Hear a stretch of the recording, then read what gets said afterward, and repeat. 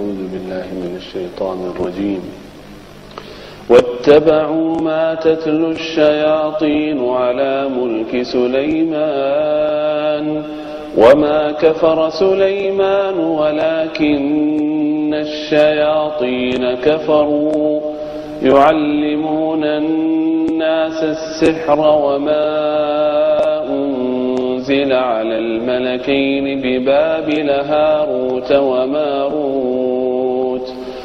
وما يعلمان من أحد حتى يقولا إنما نحن فتنة فلا تكفر فيتعلمون منهما ما يفرقون به بين المرء وزوجه وما هم بضارين به من أحد إلا بإذن الله ويتعلمون ما يضرهم ولا ينفعهم ولقد علموا لمن اشتراه ما له في الآخرة من خلاق ولبئس ما شروا به أنفسهم لو كانوا يعلمون ولو أنهم آمنوا واتقوا لمثوبة من عند الله خير لو كانوا يعلمون صدق الله العظيم. Bismillahirrahmanirrahim. Assalamualaikum warahmatullahi wabarakatuh. Pemirsa, saya punya janji sama saudara semua bicara tentang matematika hutang. Wah, ini kalau sudah bicara tentang matematika hutang lewat matematika sedekah, emang seru nih. Ya, kita langsung lihat. Masih ingat kan kisah tentang Mustafa? Ya. Kisah tentang Mustafa ini seperti kisahnya Imam Basri di urusan matematika sedekah. Punya roti satu, semuanya dia sedekahkan. Sementara dia bertiga, dia, istrinya, pembantunya. Satu roti kan tidak cukup nih. Lalu Imam Hasan bilang, udah bagi aja deh, keluar nih roti. Begitu dibagi keluar, kemudian datang tamu, ya, ke Imam Hasan membawa roti kira-kira 8 biji. Membawa roti kira-kira 8 biji. Atau 2 biji, menurut yang kisah yang saya dengar adalah 2 biji. Nah, ketika dia datang ke Imam, ya Imam, saya punya hadiah buat engkau, roti bikinan saya punya istri. Dibuka sama Imam, rotinya cuma 2. Imam bilang, oh ini bukan punya saya, ini bukan buat saya. Loh, enggak, memang buat engkau ya Imam. Enggak, bawa pulang aja, ini bukan buat saya. Orang ini mikir, kenapa Imam menolak? Oh mungkin karena kurang. Padahal orang ini melihat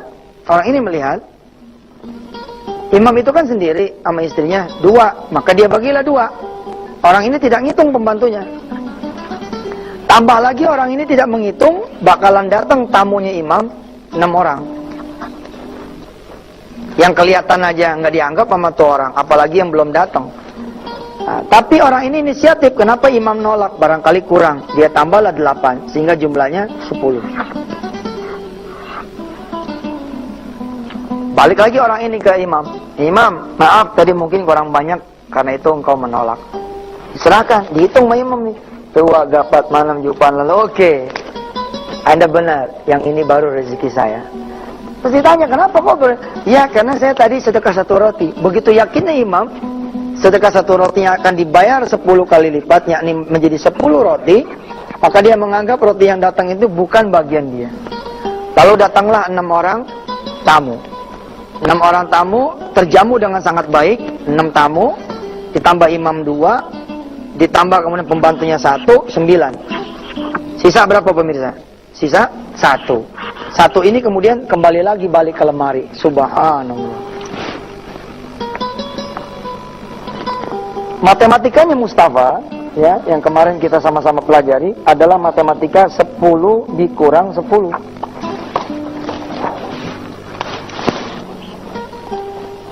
10 dikurang 10 bukan 0, tapi becoming 100, bakal jadi 100. Saya ulangi sedikit di episode kali ini. 10 dikurang 1, di sini 9, tapi 1 dikali 10, sehingga saldo akhirnya 19. Kalau ini diganti jadi 2, di sini jadi 8, di sini 20, di sini jadi 28. More you give, more you get. 10 dikurang 1, 19. 10 dikurang 2, 28. 10 dikurang 9, 91. 10 dikurang 10 sama dengan 100.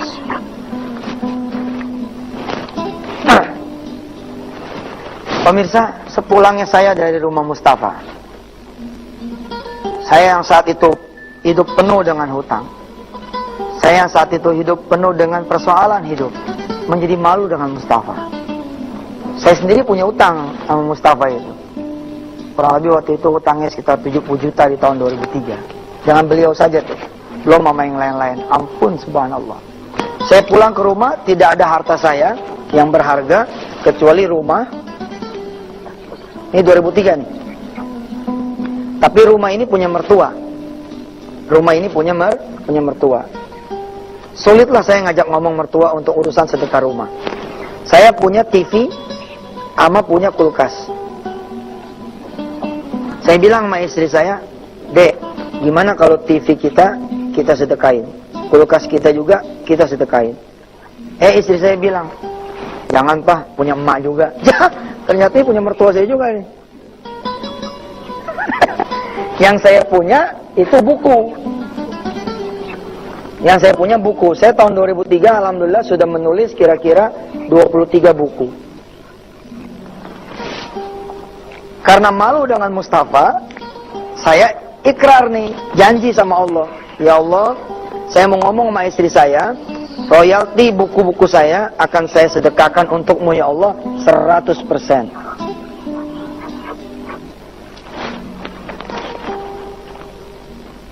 Begitu pulang, sholat maghrib, saya peluk istri saya.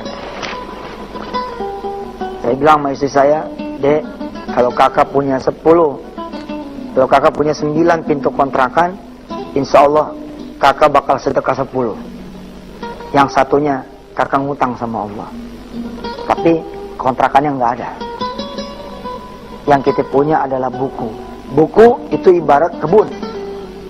Kalau kebun itu berbuah, maka buahnya bisa disedekahkan. Buku pun seperti itu. Kalau nanti sudah terbit, ada royaltinya.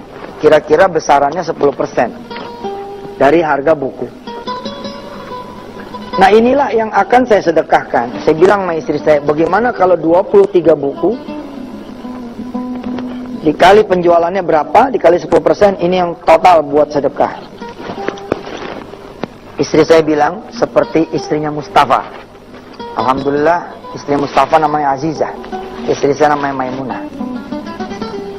Istri saya bilang sama saya, kakak yang jadi imam. Kakak bilang seperti itu, ya saya sami'na wa ta'na. Terus istri saya bilang begini, kakak udah hitung, nanti susunya anak-anak kita gimana? Susunya anak kita gimana? Saat itu saya masih punya satu anak, namanya Wirda. Ini butuh susu nih anak saya. Terus saya bilang nih sama istri saya, seperti yang udah-udah, mah, seperti yang udah-udah, Dek, biarin sajalah urusan susu, urusan Allah Subhanahu wa Ta'ala. Berangkatlah saya kemudian ke penerbit. Saya berangkat ke penerbit dengan maksud bicara sama beliau bahwa royalti buku saya akan sedekahkan. Bukan 10%, tapi 100%. Ini seperti saudara kerja, lalu saudara bilang sama Allah, kalau saya nanti gajiannya untuk Allah. Semua. Ini ibarat saudara punya toko, lalu saudara bilang sama Allah, kalau toko ini nanti laku, maka duit tokonya untuk Allah. Atau isinya toko ini untuk Allah. Saudara bisa? Kalau saudara bisa, maka 10 dikurang 10. Bukan 0, tapi 10 dikurang 10 sama dengan 100. Kalau Allah lagi berkenan dibayar dengan 700 kali lipat, maka 10 dikali 10 sama dengan 700. Seperti apa dan bagaimana? Kita akan lanjutkan setelah yang berikut ini.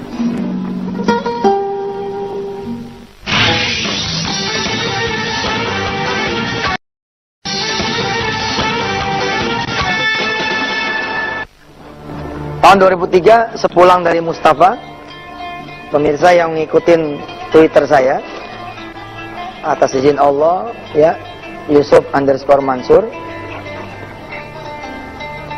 nanti cek, ya, cek TL-nya Mustafa. Ini akan ketemu kisah ini umpama Anda tidak melihat tayangan hari Senin yang lalu. Seperti saya bilang saat mau tutup segmen yang sebelumnya, sedekah saya di Realty Buku itu seperti saudara punya proyek, lalu saudara punya untung. Lalu saudara bilang sama Allah, keuntungan proyek ini untukmu ya Rabb. Saudara boleh tidak melakukan itu, boleh saja. Yang tidak boleh sama sekali tidak sedekah. Ustaz orang gila yang mau sedekah 10 kurang 10. Ya terserah aja. Saya adalah bagian dari orang gila yang saudara itu pikir. Karena saya pernah melakukan hal yang gila, subhanallah. Mobil saya paling banyak sekarang dari seluruh orang di Indonesia. Kemana kota saya punya mobil. Turun di bandara apa saja sudah dijemput langsung sama mobil yang saya tidak pernah beli. Tiap hari mobil saya ganti-ganti, tergantung yang jemput. Ya toh, saya nggak pernah beli. Saya masuk hotel apa aja nggak pernah bayar. Nggak tahu check-in, nggak tahu check-out. Villa saya nggak perlu juga beli. Kalau kata orang Jawa, sugi tanpa bondo. Kenapa bisa seperti itu? Karena barokah. Barokah. Nah saya sedekah nih. Saya datang ke penerbit namanya Zikrul Hakim. Buku-buku saya banyak diterbitkan oleh penerbit ini. Ya, ini ada Mencari Tuhan yang Hilang. Ada Kun Fayakun 1, Kun Fayakun 2. Ada Temukan Penyebabnya. Ada Miracle of Giving. Banyak. Saya datang ke beliau 2003. Assalamualaikum Pak Raymond. Waalaikumsalam. Pak, saya mau sedekah Pak. Sedekah apa Pak Yusuf? Sedekah royalti saya Pak. Oh iya Pak Yusuf, berapa persen? Semua Pak. Itu kan penerbit tuh badannya gede. Raymond ini badannya gede. Saya ini tidak besar. Saya tidak ngomong kecil ya. Saya tidak gede. Itu ketika dia mendengar saya pengen sedekah semua, itu kepala saya diunyeng-unyeng. Pak, gitu kepala saya digini-gini. Bapak pusing kali, minum obat aja pulang kita. Kok pulang Pak? Loh, gede loh Pak. Lalu diambillah kertas oleh beliau. Pak Yusuf dengerin ya, Bapak nih bakalan setenar Kiai Zainuddin MZ. Ini omongan dia nih, bukan omongan saya. Bapak nih bakalan jadi orang hebat di negeri ini. Bapak nggak jadi orang hebat aja, buku bisa laku 5.000 eksemplar. Kalau 5.000 eksemplar, harga jualnya 25.000 atau 50.000, maka Bapak mendapatkan royalti kira-kira 5.000 perak per buku. Ya, 5.000 perak per buku. Kalau dicetaknya 2 kali, 10.000 eksemplar, maka Bapak punya kira-kira berapa tuh? 5.000, 50 juta. 50 juta loh Pak, satu buku. Kalau Bapak rajin, ya jualin kemana-mana, ngiklanin, sambil dagangin, bisa setahun ini. Lalu dikali 23, ini sudah berapa Pak? Coba deh, Bapak punya Maimunah. Betul nih, ini omongan si Raymond nih. Bapak punya Maimunah, Bapak punya Wirda, Bapak juga punya orang-orang yang Bapak harus tanggung hidupnya. Nah di sini saya belajar, emangnya saya siapa bisa nanggung orang-orang itu pada? Kan yang tanggungan itu sebenarnya tanggungan Allah. Nggak ada urusan saya, apakah saya punya duit lalu bisa nanggung, saya tidak punya duit lalu tidak bisa nanggung, nggak ada. Raymond menyuruh saya berpikir. Angka yang diajukan adalah, Pak, kalau memang Bapak ngotot pengen sedekah, supaya kesulitan Bapak itu tertolong oleh Allah, coba deh Bapak sedekah 25% aja. Atau maksimal 50% saja. 50% ini udah banyak Pak, udah banyak. Ya sudah Pak Raymond, kalau gitu saya sholat dulu deh, saya istikharah dulu. Pak Raymond bilang, iya deh, sholat dulu, berdoa dulu, mikir dulu, jangan sampai 100%. Mudah-mudahan nanti kita ketemu lagi. Pemirsa, seperti apa ba'da saya sholat, nanti saya akan teruskan ceritanya selepas yang berikut ini.